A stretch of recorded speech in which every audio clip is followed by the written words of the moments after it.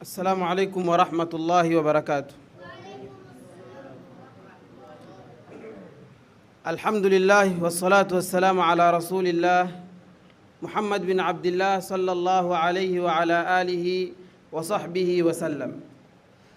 Baada kumshukuru Allah subhanahu wa ta'ala na kumtakia rehma na amani Bwana Mtume Muhammad sallallahu alayhi wa ala alihi wa sahbihi wa sallam, ningependa kutumia dakika chache zisizozidi takriban dakika 10 ili tuweze kukumbushana namna ya kujiandaa na mwezi mtukufu wa Ramadhan, kwa sababu mwezi wa Ramadhan umetukabili. Takriban zisizopungua siku 9 ama 10 tutaingia katika mwezi mtukufu wa Ramadhan. Kawaida kwa mwanadamu anapotaka kufanya jambo lake huwa lazima alipangilie, na tunakabiliwa na mwezi mtukufu wa Ramadhan. Vipi sisi kama Waislamu tumejiandaa kuukabili mwezi kama huu? Kwa sababu salafuna salih ridwanullahi ta'ala alayhim ajma'in, wao walikuwa wakijiandaa na mwezi mtukufu wa Ramadhan miezi 6 kabla ya mwezi wa Ramadhan kuwafikia. Sasa mimi na wewe ni wajibu kwetu sisi kuwaiga hawa watu wema, na katika mambo ambayo kwamba tunafaa tujiandae nayo ili kuukaribisha mwezi mtukufu wa Ramadhan, moja kati ya mambo kama hayo ni kumuomba Allah subhanahu wa ta'ala dua ili aweze kutufikisha ndani ya mwezi mtukufu wa Ramadhan, kwa sababu hakuna mmoja hata mmoja aliyeko katika holi kama hii anaweza kusema kwamba uhai uko katika milki yake. Taban, uhai uko katika milki zake Allah subhanahu wa ta'ala, na kama tunatambua hivyo, basi ni lazima tumuombe Allah subhanahu wa ta'ala kwa wingi ili atuwezeshe kufika katika mwezi mtukufu wa Ramadhan, kwa kumuomba Allah subhanahu wa ta'ala kwa kusema Allahumma ballighna Ramadhan wa a'inna siyamahu wa qiyamahu. Jambo la pili ambalo kwamba tutaweza kujiandaa nalo ili tuweze kuukaribisha mwezi mtukufu wa Ramadhan ni kwa kulipa madeni yale ambayo kwamba tunadaiwa, madeni ya Allah subhanahu wa ta'ala. Ramadhan iliyomalizika ya mwaka jana, kuna baadhi yetu kwa dhurufu tofauti ambazo kwamba wasingeweza kuziepuka, waliwacha kufunga ndani ya mwezi mtukufu wa Ramadhan. Kwa hivyo kama wewe ni miongoni mwao, hii deni ya Allah subhanahu wa ta'ala lina haki zaidi ya kulipwa. Kwa hivyo kama unadaiwa saumu ya mwezi wa Ramadhan uliotangulia, basi Allah uweze kulipa, kwa sababu hata Ramadhani ikiingia na bado una deni la Allah subhanahu wa ta'ala la mwaka jana, bado hilo deni litakuwa katika shingo yako mpaka ulilipe deni la Allah subhanahu wa ta'ala.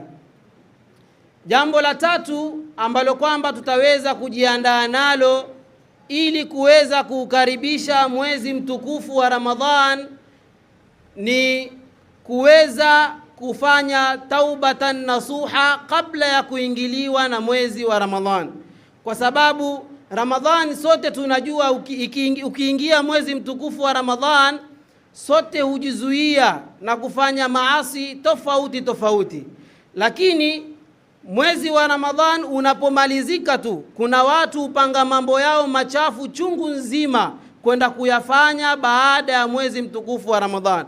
Kwa hivyo kuanzia Ramadhani ya mwaka jana mpaka sasa tunakabiliwa na Ramadhani nyingine, kila mmoja ajiulize ni mambo mangapi ameyafanya ya maasi, kumuasi Allah subhanahu wa ta'ala. Balil insanu ala nafsihi basira walau alqa ma'adhira. Kwa hivyo itakuwa ni jambo la busara mno mtu kurudi kwa Allah subhanahu wa ta'ala na kutaka tauba iliyotimia masharti yake kwa kumrudia Allah subhanahu wa ta'ala, kwa sababu hatujui lini, hatujui kama tutaufikia mwezi mtukufu wa Ramadhan. Walau zimebakia siku chache, lakini hakuna hata mmoja ana guarantee kwamba atauingia mwezi mtukufu wa Ramadhan. Na hata kama utaingia mwezi mtukufu wa Ramadhan, nani amekupatia guarantee kwamba utaweza kufunga katika mwezi mtukufu wa Ramadhan? Nani amekupatia guarantee kwamba utaweza kusimama ndani ya mwezi mtukufu wa Ramadhan kufanya ibada za kujikurubisha kwake Allah subhanahu wa ta'ala? Kwa hivyo ni muhimu sana na ni jambo la busara sana kumrudia Allah subhanahu wa ta'ala kwa tauba iliyotimia masharti yake.